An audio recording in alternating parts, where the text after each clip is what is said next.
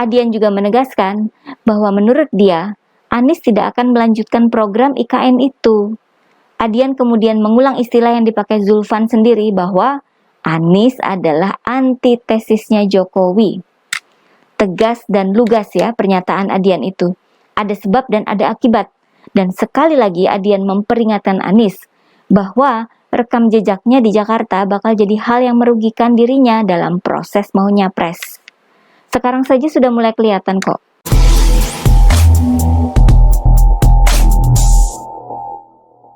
Hai guys, jumpa lagi dengan saya Nina Nur. Bersama-sama kita akan mengulik dunia politik dengan awas, waras, dan cerdas. Kalau kita mencari wakil dari rakyat, maka salah satu orang yang sangat tepat disebut mewakili rakyat adalah Adian Napitupulu.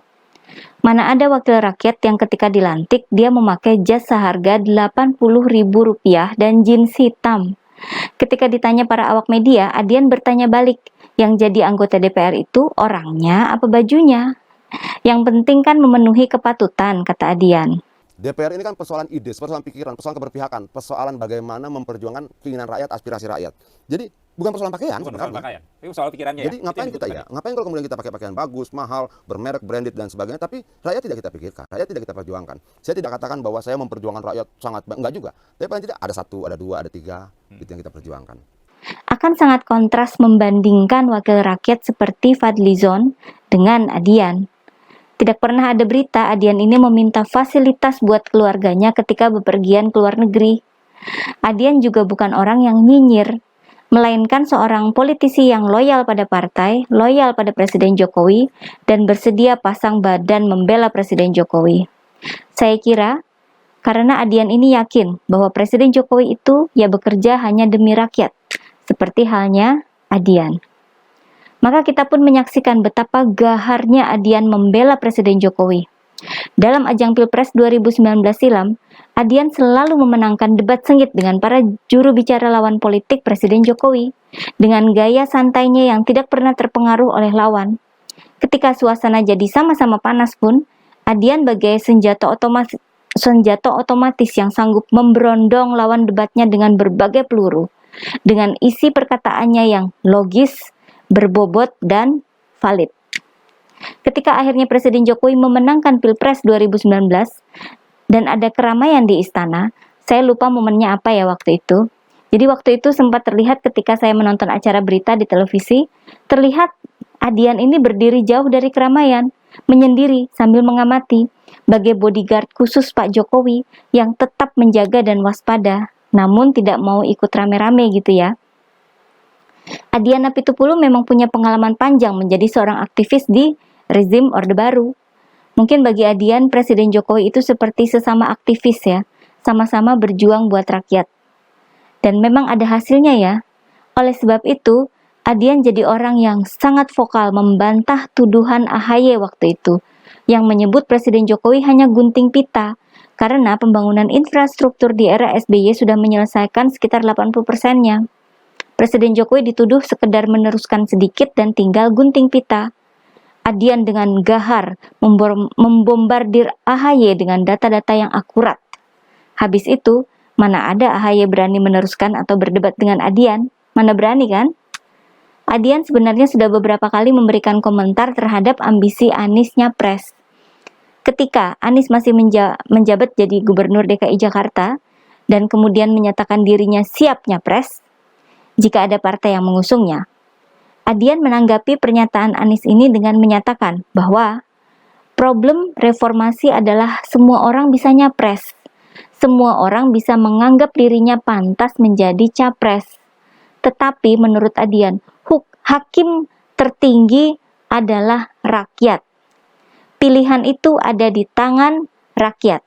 Sekalipun dia punya seluruh partai, kalau rakyat tidak memilihnya, bisa saja tidak menang. Adian lebih percaya pada kekuatan rakyat dan kesadaran politik rakyat. Ini semacam ngasih kode ke Anies ya, bahwa rekam jejak kepemimpinannya di DKI Jakarta bakal jadi penentu nasib ambisinya itu. Para pendukung fanatik Anies memang selalu menyebut Anies berhasil jadi gubernur di Jakarta. Namun, rakyat, warga Jakarta itu yang melihat dengan mata kepala sendiri, yang merasakan sendiri betapa buruknya Anies jadi gubernur.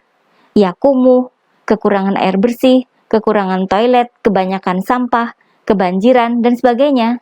Adian paham sekali ini ya. Dia tentu juga tahu predikat gubernur terbodoh versi Google yang melekat pada diri Anies. Kemudian, ketika Partai Nasdem mendeklarasikan Anies sebagai bakal capres, Adian diminta memberikan tanggapannya dalam sebuah acara talk show. Adian tentu saja dengan nada menyindir menyebut bahwa dia dan para kader lainnya diajarkan tentang kesabaran oleh PDIP partainya, di mana diajarkan pula bahwa kepentingan rakyat lebih besar dari ambisi kekuasaan. Samakan dengan Presiden Jokowi yang menyindir Nasdem, sembrono. Adian kemudian menyoroti soal ketidakpastian adanya koalisi partai yang mengusung Anies. Tidak ada yang menjamin Anies pasti majunya pres, karena banyak yang harus dihitung di luar elektabilitas dan popularitas. Adian mengingatkan soal finansial dalam Pilpres, yang harus dihitung bareng-bareng oleh para partai calon teman koalisi. Selain itu, Adian juga menyoroti soal keputusan yang terburu-buru. Karena masih ada waktu sekitar setahun lagi sebelum mendaftarkan capres, masih banyak dinamika di 400 hari ke depan, menegaskan bahwa koalisi bisa saja berubah-ubah. Karena Adian ini sehati dengan Presiden Jokowi, dia tentu saja menginginkan agar Presiden 2024 itu ya meneruskan semua program Presiden Jokowi, terlebih soal pemindahan ibu kota ke Kalimantan. Sementara Anies kan katanya antitesisnya Jokowi. Walaupun Partai Nasdem jungkir balik menyatakan bahwa Anies akan melanjutkan pembangunan di era Presiden Jokowi. Namun, siapa yang bakal percaya? Pernyataan Nasdem itu kan jadi kayak sekedar akal-akalan saja agar para kadernya yang jadi menteri tidak dikeluarkan oleh Presiden Jokowi dari kabinet. Nasdem berulang kali menyebut mereka masih mendukung Presiden Jokowi, dan Presiden Jokowi sudah memberikan kode keras dengan tidak mengucapkan selamat pada hari ulang tahun Partai Nasdem. Anies sudah melakukan safari politik ke berbagai daerah, ke Jawa Tengah dan Jawa Barat. Bahkan agendanya nanti Anies juga bakal ke Papua, menghadiri perayaan Natal Nasional di sana. Gimana tuh para kadrun? Kita nggak akan membahas kadrun di sini ya. Oke, lanjut ya. Nah, kebetulan Adian ini diundang bicara oleh pengurus DPP Nasdem, Zulfan Lindan. Dia ini yang dinonaktifkan oleh Surya Paloh dari kepengurusan Partai Nasdem, pasca menyebut Anies sebagai antitesisnya Jokowi.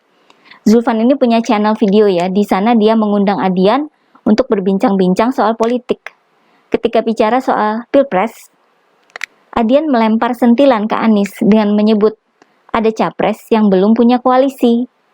Siapa tuh?